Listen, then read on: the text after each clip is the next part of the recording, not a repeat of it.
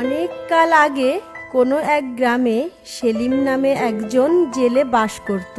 সে প্রতিদিন সকালে নদীতে মাছ ধরতে যেত এবং বিকালবেলা সেই মাছ বিক্রি করে তার সংসার চলত। একদিন মাছ বিক্রি করে আসার সময় একজন ভিখারি তার কাছে ভিক্ষা চাইল। বাবু, ও বাবু, কিছু পয়সা দিন না, আজ সারাদিন কিছু খাই না। এই নাও ভাইজান, এই পয়সা দিয়ে কিছু খেয়ে নিও। তুমি কাল আমার সাথে নদীর ধারে দেখা করবে। আচ্ছা, ঠিক আছে। আমি তোমাকে মস্ত বড় একটা পুরস্কার দিতে চাই, কিন্তু তার জন্য তো তোমাকে নদী থেকে আমার জন্য কিছু মাছ ধরে দিতে হবে।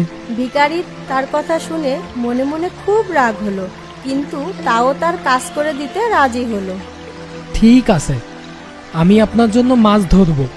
নদীতে জাল ফেললো, কিন্তু কোনো মাছই উঠলো না, কারণ ভিখারি মাছ ধরতে জানতো না। আচ্ছা, আমি তোমাকে মাছ ধরা শিখিয়ে দিচ্ছি। এইভাবে সেলিম তাকে মাছ মারা শিখিয়ে দিল। অবশেষে ভিখারি নিজেই মাছ মেরে সেলিমকে দিতে সক্ষম হলো। আচ্ছা, এবার আমার পুরস্কারটা দেন। তুমি তো তোমার পুরস্কার পেয়েই গেছো। কখন? আপনি তো আমাকে কোনো পুরস্কার দেননি। ভাইজান, আমি তো তোমাকে মাছ ধরা শিখিয়ে দিয়েছি। এখন থেকে তোমার আর কারো কাছে ভিক্ষা চাইতে হবে না। এখন থেকে তুমি রোজ মাছ ধরে বাজারে বিক্রি করে সম্মানের সাথে জীবনযাপন করতে পারবে। ভিখারি সেলিমের কথা শুনে বুঝতে পারল।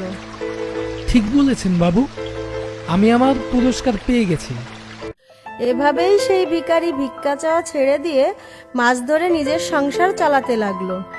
এই গল্প থেকে আমরা এটাই শিক্ষা পাই যে পরিশ্রম করে যে কোনো ব্যক্তি নিজের ভাগ্যর পরিবর্তন করতে পারে।